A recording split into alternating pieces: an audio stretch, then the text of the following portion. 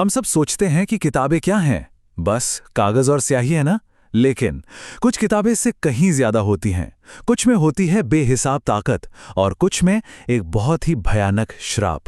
आज हम दुनिया की उन शापित किताबों की कहानियां जानेंगे जिन्हें छूने तक की हिम्मत कोई नहीं करता। तो ये हमें एक बहुत ही अजीब सवाल पर ले आता है। क्या सच में एक किताब किसी की जान ले सकती है? इस सवाल का जवाब शायद उन कहानियों में छिपा है जो सदियों से लोगों के जहन में खौफ पैदा करती आ रही हैं। तो चलिए सबसे पहले बात करते हैं उन किताबों की जिनके बारे में माना जाता है कि उनका सीधा कनेक्शन शैतानी ताकतों से है। ये वो किताबें हैं जिनके बारे में कहते हैं कि इन्हें लिखने के लिए इंसानों ने शैतान से ही सौदा कर लिया था। और इस लिस्ट में जो पहला नाम आता है ना, वो है द ग्रैंड ग्रिमॉयर का। इसका एक और नाम भी है, नरक की किताब।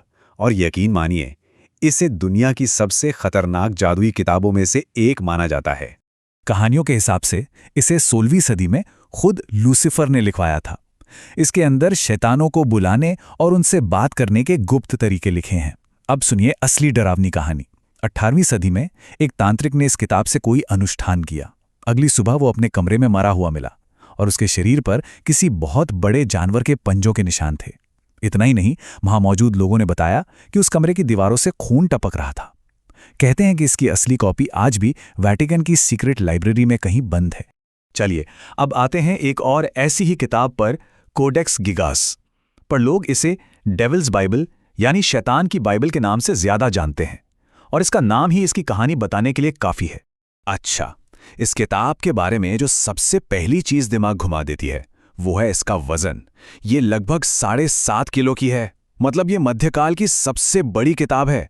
इसे उठाने के लिए भी एक इंसान काफी नहीं है। इसकी कहानी भी बड़ी अजीब है। कहते हैं कि एक साधु को सजाए मौत मिली थी। जान बचाने के लिए उसने वादा किया कि वो एक ही रात में दुनिया का सारा ज्ञान लिख देगा। जब उसे लगा कि ये नामुमकिन है तो उसने शैतान को बुला लिया।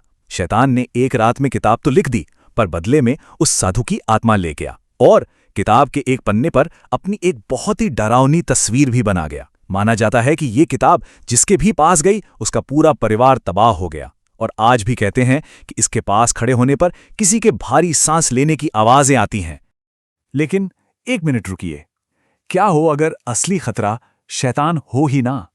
क्या हो अगर खतरा खुद वो ज्ञान हो जो इन किताबों में बंद है? एक ऐसा ज्ञान जिसे समझने की कोशिश करना ही मौत को बुलावा देना हो। तो अब हम उन किताबों की दुनिया में चलेंगे जिनका खतरा उनके अंदर छिपे राज हैं।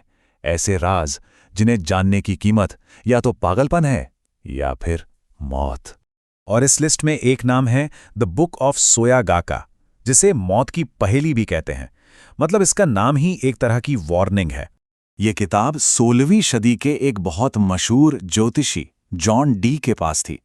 इसमें 40,000 से भी ज्यादा जादुई अक्षर और अजीब कोड्स हैं।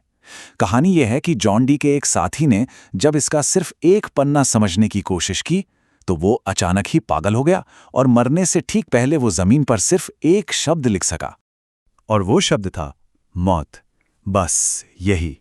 माना जाता है कि जो कोई भी इस किताब की पहेली को पूरा सुलझा लेगा उसकी मौत तय है। एक और किताब है जो शायद दुनिया की सबसे बड़ी पहेली है, द वाइनिक मैन्युस्क्रिप्ट। इसकी खास बात यह है कि आज तक इसकी भाषा कोई पढ़ ही नहीं पाया।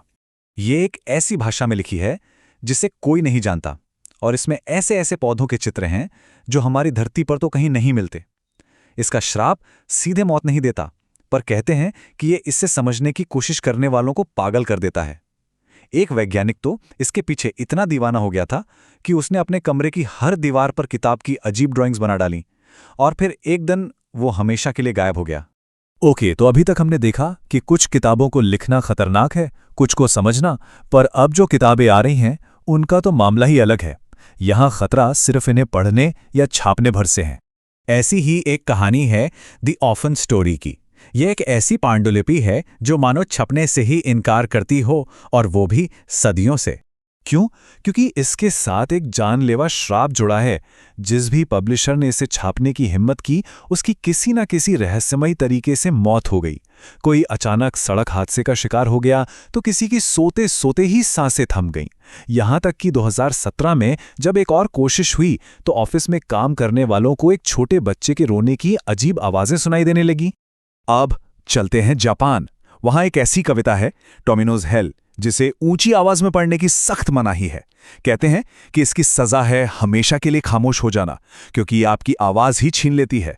ये कविता टोमिनो नाम के एक लड़के की कहानी बताती है जो नरक की सैर करता है। नियम बस एक है, इसे कभी भी जोर से मत पढ़ना। एक रेडियो जॉकी ने सोचा ये सब बकवास है और इसे लाइव शो में पढ़ दिया। नतीजा, पढ़ते पढ़ते ही उसका गला बैठ गया और वो बेहोश होकर गिर पड़ा। बाद में उसे एक इतना भयानक इन्फेक्शन हुआ कि उसकी आवाज हमेशा के लिए चली गई। तो इतनी सारी कहानियां सुनने के बाद दिमाग में एक ही सवाल घूमता है ना, कि असली डर आखिर है क्या? क्या इन किताबों में सच में कोई जादू या शैतानी ताकत है, या ये सब हमारे विश्वास का खेल है? इस सवाल को थोड़ा और समझने के लिए एक आखिरी किताब का जिक्र करते हैं, द बुक ऑफ एब्रामेलन। ये किताब चेतावनी देती है कि कुछ ताकतें ऐसी होती हैं जिन्हें काबू करना नामुमकिन है। एक बहुत मशहूर जादूगर था, एलिस्टर क्राउली। उसने अपने गार्डियन एंजल से मिलने के लिए इस किताब का एक खतरनाक अनुष्ठान शुरू किया, पर उसने एक बहुत बड़ी गलती कर दी।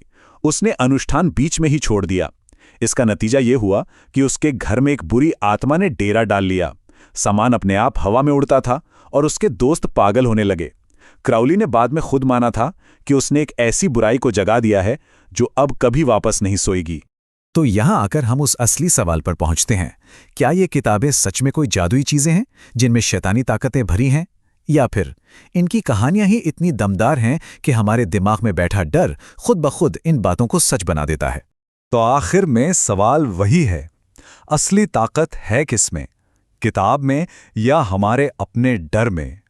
ये एक ऐसा सवाल है जिसका जवाब शायद हमेशा इन कहानियों के रहस्यमयी पन्नों के बीच ही दफन रहेगा।